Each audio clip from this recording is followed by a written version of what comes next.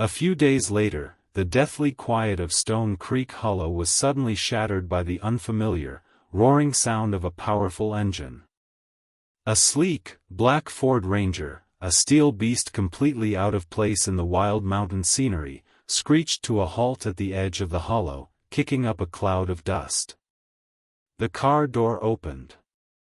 A man in his 40s, with a potbelly, expensive designer clothes, and sunglasses that covered most of his face, stepped out. He was yelling into his phone, his tone arrogant and dripping with money. "Don't worry about it, just clear them all out. How much could it possibly cost to compensate for those shacks? I told you, this project has to break ground this month. I've already taken care of the guys at the state level."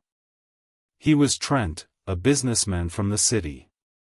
And according to what Maya found out from the elders in the village, he was also a descendant of Leland Thorne, from a different branch of the family.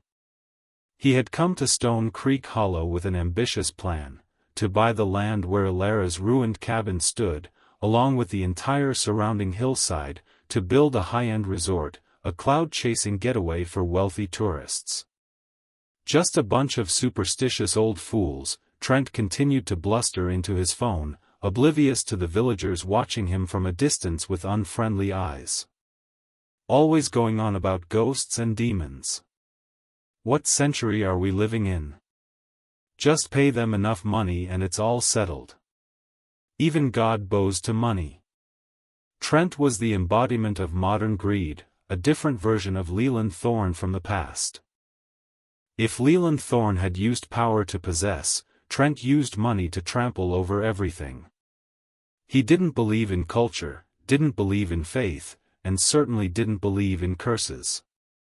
He only believed in the power of the dollar. Trent quickly had his men survey the land around Alara's cabin, ignoring the warnings from the village elder and other respected seniors. He even loudly mocked their admonitions. "Let's see how scary your ghosts are. Maybe after I build the resort, that ghost will bless me with even more fortune." Ethan and Trent had a brief encounter right in front of the ruined cabin. When Trent learned that Ethan was also a distant relative, a great-grandson of Old Man Thorne, he acted overly friendly in a fake way, slapping Ethan on the shoulder familiarly. "So you're one of Old Man Thorne's descendants too, huh, cousin? That makes us family. What are you doing up here? Researching this useless folklore? What a waste of a life. Come work for me," he said, his voice dripping with superiority. "If this project succeeds, we'll be rolling in it. You want a villa here? I'll give you one." Ethan just coldly brushed Trent's hand away. "I'm not interested." He looked deep into Trent's eyes through the expensive sunglasses and saw in them the same arrogance, greed, and cruelty he imagined Leland Thorne possessed. Two great-grandsons, two completely different fates, drawn to this land by the same old curse. But while Ethan carried the burden of guilt and fear, Trent brought arrogance and greed, ready to reignite the tragedy once more. Trent's actions were like a match thrown into a powder keg that had been smoldering for 60 years. The day he brought in men with chainsaws, intending to cut down the ancient sycamore tree in front of Alara's ruined cabin, the place where she and Silas had made their blood oath, the most sacred site of the curse, disaster struck. That afternoon, the clear blue sky suddenly turned a grim, unnatural gray. The wind from Serpent's Coil Gorge stopped blowing, and the air became thick and suffocating. Then, abruptly, the wind began to howl with a terrifying shriek, whipping up dust and dry leaves into small whirlwinds. Dark clouds rolled in from nowhere, obscuring the sun and plunging the entire valley into the gray twilight of dusk, though it was only midday. Trent's workers were hesitant, but at his glare and urging, one of them still approached the tree and started the chainsaw. The chainsaw's roar was deafening, tearing apart the ghostly silence. The moment the blade touched the gnarled bark of the sycamore, a deafening crack. echoed through the mountains. It wasn't the sound of a falling tree. A sudden bolt of lightning, as thick as a fiery serpent, struck down from the black sky, hitting the very center of the sycamore's trunk. The bark exploded in a shower of sparks, smoldering and charred. The man with the chainsaw was thrown back by the powerful electric shock, his body convulsing before he fell unconscious, smoke rising from his clothes. The others screamed in terror, dropping their tools and running for their lives. Trent stood frozen to the spot, his face as white as a corpse. But it didn't end there. The ground beneath their feet began to shake violently. Rocks and earth from the mountainside above the ruined cabin began to slide down. At first, it was just small pebbles, then larger boulders. Landslide. Run! Someone screamed in panic. Ethan was nearby with Maya. He had tried to come and reason with Trent's crew one last time. When the rocks and earth began to pour down like a waterfall, he acted without thinking, pulling Maya down into a large rock crevice nearby for shelter. Earth, rocks, and broken branches rained down around them like a bomb blast. The screams of men, the cracking of trees, and the crashing of rocks created a symphony of destruction. And in that moment of chaos, through the opening of the rock crevice, Ethan saw a figure. A hazy, white figure, floating in the middle of the horrific landslide. It was Alara. She was standing on a large boulder poised to plunge down, her long black hair whipping wildly in the stormy wind, her white dress, not red as in his dreams, billowing violently. Her eyes were no longer empty. They glowed with the red of blood, of hatred, staring fixedly at the panicked men below. She was no longer a suffering girl. She was a goddess of vengeance, an embodiment of nature's wrath. Alara raised her pale arm, and as if on command, another massive boulder from above broke loose, rolling straight towards Trent at terrifying speed. Fortunately for Trent, fear gave him strength. He managed to leap aside just as the boulder roared past. The boulder crushed his shiny pickup truck into a flattened heap of scrap metal. When the landslide ended, the entire area around the ruined cabin was a scene of desolate destruction. The house was now just a pile of rubble. Luckily, apart from the man struck by lightning, no one was killed, though several had minor injuries. Trent, after the moment of terror, didn't dare to stay a second longer. He scrambled up, jumped onto one of the workers' motorcycles, and sped away from Stone Creek Hollow without a word, without looking back. His greed was great, but his fear of a power he couldn't understand and couldn't buy was greater. Ethan helped Maya out of the rock crevice. They were both covered in mud, their clothes torn, but thankfully uninjured. Maya was still trembling, looking at the devastation with utter horror. She's truly angry now, Maya whispered, her voice fading. That evening, the entire village of Stone Creek Hollow was enveloped in a silence even more terrifying than before. No one dared to leave their homes. Every door was bolted shut, and small offerings of incense were lit to ward off evil spirits. A tangible fear gripped everyone. Ethan sat alone in the cabin. The cold now came not just from the outside, but emanated from within his own soul. He had witnessed firsthand the power of the curse, the power of hatred accumulated over 6 decades. It was no longer whispers or dreams. It was lightning, landslides, a being that could take human life in an instant. He knew he couldn't just sit and wait to die. Trent might have run away, but he couldn't. The curse had recognized both their bloodlines. If it couldn't find Trent, it would surely come back for him. He was part of the debt, and if this debt wasn't paid, he and perhaps the entire village of Stone Creek Hollow would never know peace. The real battle had just begun. He wasn't just facing a vengeful spirit. He was facing the sinful legacy of his own ancestor. After the terrifying landslide, a tangible fear, as thick as fog, enveloped Stone Creek Hollow. The already heavy silence of the village now became the silence of death. As dusk fell, no one dared to leave their homes. Every door was bolted and barred. On each porch, small offerings were placed: a little rice, an egg, and a few lit incense sticks, their smoke curling lazily in the cold air, a desperate attempt to seek protection from the unseen force. Ilara's vengeful spirit, awakened by Trent's greed, had now become a powerful entity, a cage of fear imprisoning the entire village. Ethan felt the weight of that fear on his shoulders. He knew that he and Trent were the cause. He sat in the wooden cabin, not daring to light a lamp, just staring out at the darkness through a crack in the door. Sleep had become a luxury. Every time he closed his eyes, the image of Ilara with her glowing red eyes standing amidst the landslide returned, searing his mind. The curse was no longer a vague concept, it was a living, deadly reality. Maya was also deeply shaken. She no longer laughed and chattered as she had before. But instead of shunning Ethan, Maya became even more resolute. The fear in her seemed to have been replaced by a courage born from her love for her family and her community.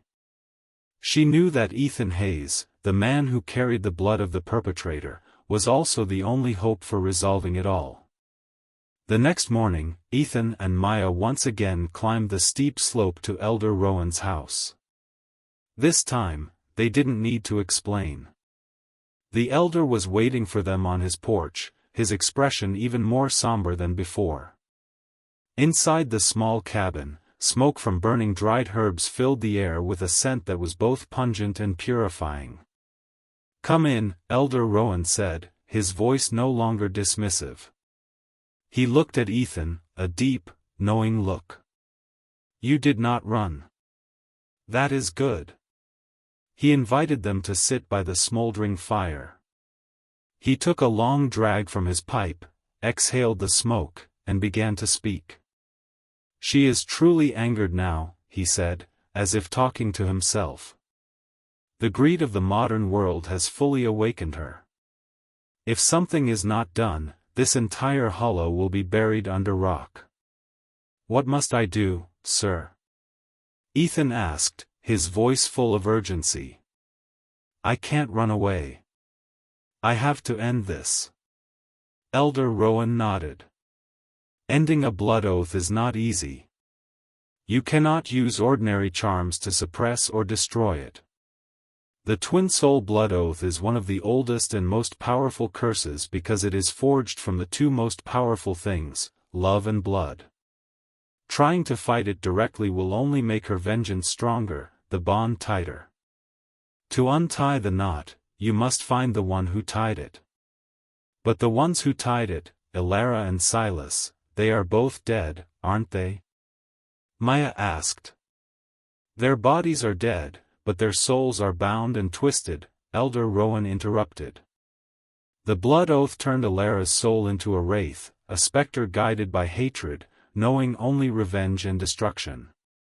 But it also turned Silas's soul into a guardian. His sorrow and regret for failing to protect the one he loved transformed him into a tormented spirit, imprisoned by his own vow. His duty is to guard that bond for eternity, for it is the only thing that still connects him to Ilara. He will not allow anyone to break that bond." Elder Rowan's explanation sent a shiver down Ethan's spine. He understood the tragic complexity of the curse. It wasn't just about revenge, it was an eternal prison for both souls. To resolve it, the elder continued, "You must perform a reverse ritual, a ritual of repentance and release. But to do that, you must find two things. First, the old grimoire that records how to perform and dissolve the Twin Soul Blood Oath. Second, and most important, is the anchor, the object that was used in the ritual to bind the two souls. It is where Ilara's vengeful energy is most concentrated, the heart of the curse. Where do we find them? Ethan asked. The Crow family home was on the other side of the valley, in an area even more desolate than where Ethan was staying. The last of the family line had died of illness years ago, leaving the house to be reclaimed by weeds and forgotten by time. Ethan and Maya reached it one late afternoon, as the sunlight weakened and shadows began to fall. The old, dilapidated cabin was sunk in a deathly silence. Unlike the hateful, murderous cold at Ilara's house, the air around this cabin was filled with a deep sorrow, an ultimate despair. As soon as they stepped over the non-existent threshold, a cold draft swept through, making Ethan's chest feel as if it were being crushed by an invisible weight. "Do you feel that?" Maya whispered, her voice trembling, her hand gripping Ethan's arm tightly. "It's like someone is crying in here." Ethan nodded. He didn't just feel it, he heard it. Not an audible cry, but a soundless sob, an indescribable pain echoing in his mind. And then, the fiddle music began again. The same mournful melody from his dreams. But this time, it wasn't distant or faint. It was very close, hauntingly beautiful and sorrowful, as if the player were circling the house, an invisible torture of sound, twisting deep into their sadness and fear. They began their search in the empty two-room cabin. Dust was so thick that every time they moved something, it billowed up, making the evening light filtering through the cracks in the walls hazy and dreamlike. The fiddle music grew closer, clearer, seeping into every corner of their minds. Ethan noticed an old wooden chest, tucked away in a dark corner of the bedroom. It seemed to be the only thing that had been carefully stored. He approached it, trying to open the stuck lid. The moment the lid sprang open, the fiddle music stopped abruptly. The sudden silence was even more terrifying. In its place was an angry growl, not from the throat of an animal, but from some deep, otherworldly place. The lantern in Maya's hand sputtered out, though the oil was still full. Thick darkness enveloped them. "Maya, where are you?" Ethan called out, his voice cracking with fear. There was no answer. Only a heavy, angry breathing right behind him. Ethan slowly turned. In the dim light of the day's end filtering through the cracks, he saw a tall figure standing menacingly in the doorway of the room. The figure had no clear shape, as if it were woven from shadows and mist, a whirlwind of pain. But Ethan could feel two empty eye sockets boring into him, a gaze full of ultimate pain and rage. It was Silas, the guardian spirit of the curse. The shadow lunged at Ethan with impossible speed. By reflex, Ethan raised his arms to defend himself. He didn't touch flesh and bone, but something cold and solid like ice, yet formless. A powerful force threw him backward, his back slamming painfully against the wooden chest. "Ah!" Maya screamed. The lantern suddenly flared back to life with an eerie light. In the flickering, ghostly glow, Ethan saw a horrifying sight. Maya was being choked by an invisible hand, lifted off the ground. Her feet dangled in the air, her face turning purple from lack of oxygen. Silas's spirit was trying to kill her. "Stop!" Ethan yelled, his initial panic replaced by a desperate recklessness. "We mean no harm. We're here to help Ilara. To help you." The shadow froze. The invisible hand seemed to loosen its grip slightly. Maya fell to the floor with a thud, coughing violently, gasping for air. But Silas's wrath was not abated. The fiddle music started again, no longer mournful, but a frenzied, angry tune. The old objects in the house began to tremble. Cracked old bowls on the mantelpiece levitated into the air and then shot towards Ethan like bullets. He quickly pulled the panicked Maya back, dodging the flying shards of pottery.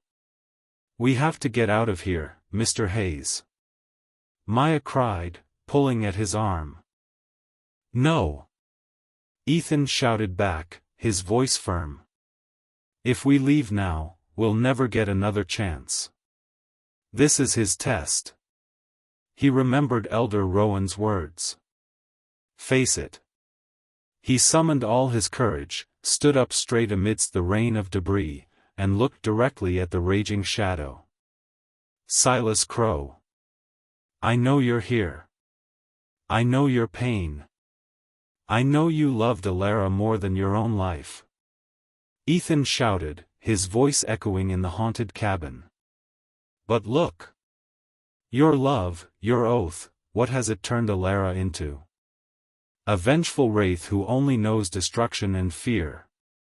Is that the woman you loved? Does trapping her soul in hatred bring you peace?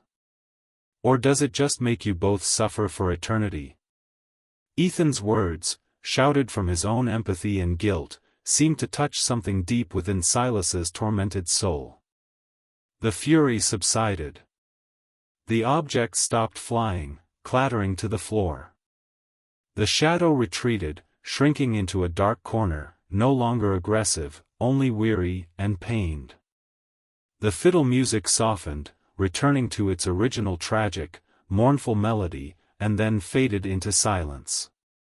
The test was over. Ethan and Maya had passed. Inside the wooden chest Ethan had just opened, he found an old journal, carefully wrapped in a layer of faded, worn homespun cloth. He picked it up with trembling hands. It felt unusually heavy, as if it contained the weight of a whole tragic life. They didn't dare stay any longer, quickly taking the journal and leaving the house of sorrow, returning to Elder Rowan's cabin. Under the light of an oil lamp, the three of them huddled together. The journal was written in an archaic script, a form of English that Ethan struggled to read, interspersed with strange, drawn symbols that only Elder Rowan could recognize. It wasn't just a grimoire. It was a diary. The diary of Silas Crow. It took them the entire night, with Ethan's knowledge of historical scripts, Maya's understanding of local dialect, and Elder Rowan's memory of ancient legends, to translate and piece together the most important parts of the story. And the truth that was revealed was even more tragic than they had imagined. It turned out that after that horrific wedding night, Silas had not run away. He had returned to find Alara, but it was too late. He found the woman he loved in a catatonic state, a soulless body. In utter agony, he had tried every possible way to save her, sought out every healer to break the curse, but all was in vain. Bound by the blood oath, Silas's spirit could not leave Alara, but neither could it fully return to his own body. He became a half-human, half-ghost entity, tormented day and night by his lover's pain and his own helplessness. He had lived as a shadow for years, watching Alara wither and die. The last page of the diary, the handwriting shaky and blurred as if written with tears, read: "I have failed. The oath of love has become a prison of hell. Alara, I am so sorry. My soul will now be bound to this curse, to become the guardian of your pain. I have only one last hope, that one day in the future, a destined person, one who can understand this story, will come here and perform the rite of absolution, to free us both from this eternal damnation." And the journal detailed the method of resolution. The rite of absolution. This ritual had to be performed on the night of a full moon, at the very place the curse was created. It required the anchor of the curse, and most importantly, the fresh blood of a direct descendant of the one who caused the sin. The journal emphasized, this blood was not for sacrifice, not to repay a blood debt.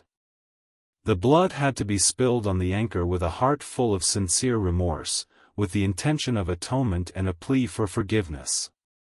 The blood of repentance would cleanse the vengeful energy accumulated on the anchor, breaking the bond of the blood oath. After that, the absolution chant must be recited to send the two souls to their eternal rest.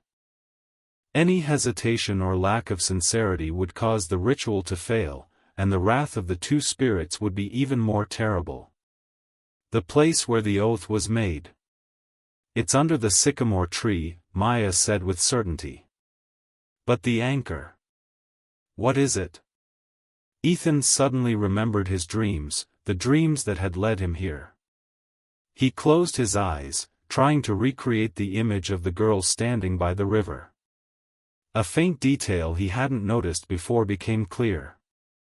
A glint of light on the girl's wrist. It's a silver locket, Ethan said confidently. The silver locket Alara always wore. I saw it in my dream. Maya nodded in confirmation. That's right. Back then, people often used silver lockets as tokens of love. Silas must have given it to her. Elder Rowan also nodded. A token of deep love, carried to the grave. There could be no stronger anchor. It must have been buried with her. Elder Rowan's words made the atmosphere in the room heavy. The three of them looked at each other. If the locket was buried with Alara, it meant they had to do something unthinkable, something that went against all beliefs and respect for the dead. They had to dig up Alara Sparrow's grave. They had to disturb the final resting place of the very wraith that haunted the village in order to find a way to release her. The full moon was only 3 days away. Time was running out. The seemingly impossible and perilous task lay right before them.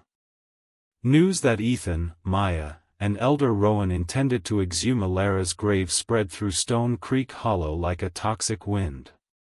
The village, already steeped in fear, was now divided by suspicion and outrage.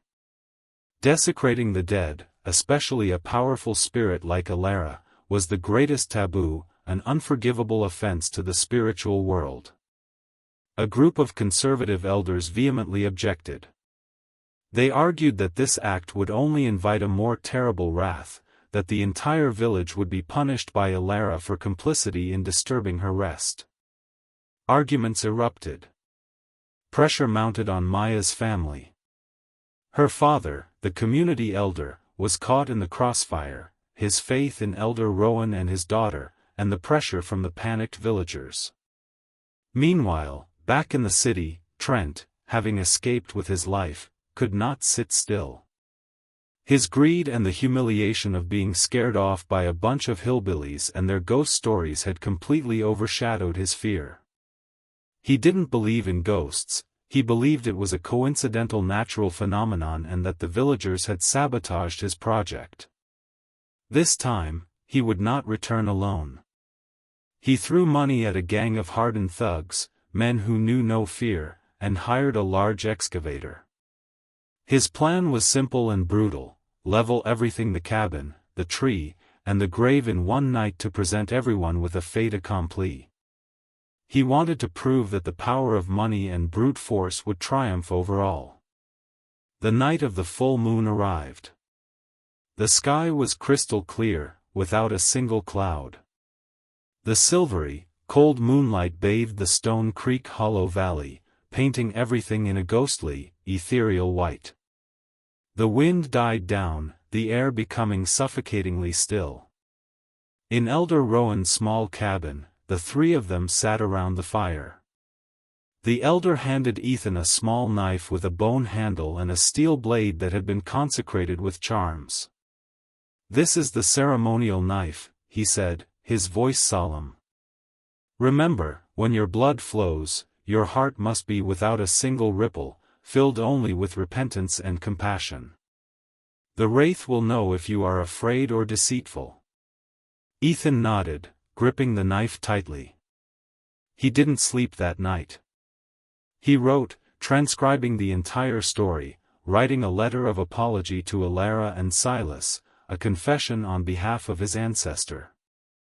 It was his way of preparing his mind, of cleansing his soul before stepping into the final judgment. Under the moonlight, three figures, Ethan, Maya, and Elder Rowan, carrying shovels and lanterns, crept towards the rubble of the abandoned cabin. Ilara's grave was a small, unmarked earthen mound behind the old foundation, under the shadow of the lightning-scarred sycamore. The air was so cold and tense it felt like it could be cut with a knife. Elder Rowan stood nearby, continuously murmuring protective chants, holding a branch of a dogwood tree to ward off evil spirits. Ethan and Maya began to dig. Each thud of the shovel striking the dry earth echoed eerily in the silent night, as if awakening something from a deep slumber. The ground was hard and cold. They dug in silence, only the sound of their panting and their pounding hearts breaking the stillness. When Ethan's shovel hit something hard with a dull thud, all three of them jumped, their hearts seeming to stop. They carefully cleared away the last layer of earth, revealing a simple wooden coffin, almost completely rotted away by time. Ethan and Maya looked at each other, then with all their strength, struggled to pry open the coffin lid, which had nearly fused with the earth. Inside, a skeleton, yellowed with age, lay neatly. The traditional wedding dress had disintegrated, leaving only faded threads and a few glimmers of embroidery. And on the right wrist bone, an old silver locket, tarnished black by time and vengeful energy, lay still. That was the anchor. The moment Ethan's trembling hand touched the locket, an invisible scream, not from any physical throat, erupted from the ground, slamming directly into their minds. It was the scream of 60 years of hatred, of 60 years of imprisonment. The scream made all three of them clutch their ears, their heads throbbing as if struck by a hammer. The ground beneath their feet trembled slightly. The moonlight seemed to dim. The vengeful energy that had accumulated in the locket for 6 decades had been fully awakened. "Hurry!" Elder Rowan shouted. "Take it to the altar under the tree." They rushed the locket to the large flat stone under the sycamore tree, where Elder Rowan had already set up a small altar with candles and paper charms. Just then, a new tragedy struck. From the edge of the village, bright headlights sliced through the darkness, accompanied by the roaring engine of a truck and an excavator moving in. Trent and his thugs had arrived. "What the hell are you people doing here?" Trent yelled, jumping out of his truck. He saw the excavated grave, the altar, and the locket in Ethan's hand. He let out a harsh, savage laugh. "Still playing with your voodoo rituals? Fine. Let me show you what a real devil looks like." He waved his hand, ordering his heavily tattooed henchmen to advance and destroy everything. "Clear out this garbage for me." "Stop!" Ethan shouted, standing in front of the stone altar. "You don't know what you're doing. Get out of my way." Trent roared, shoving Ethan hard, sending him stumbling to the ground. At that very moment, a whirlwind suddenly erupted from the base of the sycamore tree, so strong that dust and debris swirled, blinding everyone. The excavator's engine died abruptly. The temperature plummeted, and the bone-chilling cold of the underworld enveloped them. In the furious wind, 2 figures slowly materialized from the air. One was Ilara. She was no longer in a white dress, but appeared in a wedding gown as red as fresh blood. Her face was pale, her red eyes burning with incandescent hatred. The air around her froze. Beside her was Silas. Still a hazy black shadow, but his form was clearer now, a tall Appalachian man, his face etched with ultimate pain and despair. The 2 vengeful spirits had appeared at the same time. Trent's thugs, men who only knew the language of fists, for the first time in their lives faced something they couldn't hit, couldn't cut. They screamed in terror, dropping their clubs and knives, and fled in disarray, tripping over each other. Only Trent was left, frozen in place, his face drained of all color. Ghosts. They're real. He stammered, his teeth chattering. Ilara's spirit paid no attention to anyone else. Her blazing red eyes were fixed on Trent. She recognized the blood in him. The blood of the man who had destroyed her life, the blood of greed and cruelty. With a silent scream that tore through the space around her, Ilara shot towards Trent like a bloody arrow. Trent turned to run, but it was too late. Ilara's skeletal, pale hand grabbed his neck from behind. He was lifted into the air, his legs kicking helplessly. Give it back to me.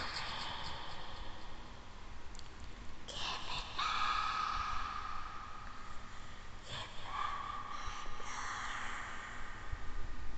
Ilara's voice was no longer a whisper, but a horrifying hiss that echoed from hell itself. Ethan. Now. Use your heart. Elder Rowan screamed, his voice rising above the howling wind. Ethan snapped out of his daze. He saw Trent dying, saw Ilara consumed by hatred, and saw Silas in helpless agony. There was no more hesitation. He took the small knife Elder Rowan had given him and, without a second thought, made a deep cut across his palm. Hot, fresh blood welled up. He clutched the cold silver locket, letting his blood, the blood of remorse, of sincere repentance, soak into it. Oh, spirits of the earth and sky! Oh, souls who wander in injustice! Ethan shouted, reciting the rite of absolution from the journal, which he had memorized. The sins of the ancestors, the descendant shall bear. Let go of the old hatred. This blood is not for vengeance, but for atonement. Please accept this repentance and find your way to peace. The silver locket in his hand suddenly grew as hot as a burning coal. The black tarnish of 60 years of vengeful energy slowly dissolved like ink in water, returning the locket to its brilliant silver shine under the moonlight. Ilara seemed to feel the change. She slowly turned to look at Ethan, at the silver locket radiating a warm glow in his hand. The insane rage in her eyes gradually softened, replaced by surprise, then by an overwhelming sorrow. The hand choking Trent loosened its grip. Trent fell to the ground with a thud, unconscious. Silas's shadow also drifted closer to Ilara. He was no longer an angry spirit, but only pain and boundless love. He reached out his ethereal hand and gently touched Ilara's face, a touch he had waited 60 years for. For the first time in 60 years, emotion returned to Ilara's eyes. 2 streams of inky black tears rolled down her pale cheeks. She was no longer a wraith. She was Ilara again, the girl who had suffered so much. She looked at Silas, her lips moving without a sound.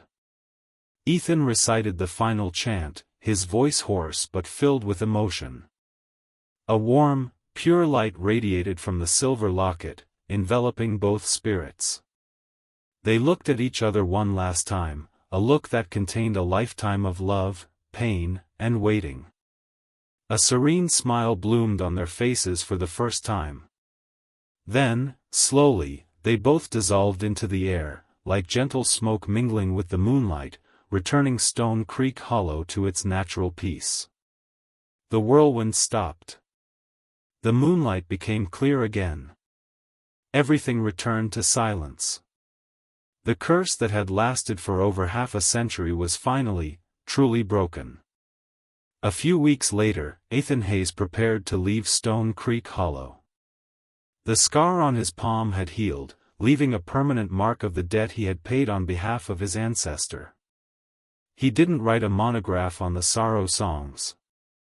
Instead, he wrote down the entire story of the Twin Soul Blood Oath, not as a researcher, but as a participant, an apology to two souls who had suffered too much. He said his goodbyes to Maya and Elder Rowan. Stone Creek Hollow seemed to have changed. The air was no longer heavy and gloomy. The laughter of children seemed clearer. The sun felt warmer. "Thank you, Mr. Hayes," Maya said, her eyes red. "You brought peace back to Stone Creek Hollow."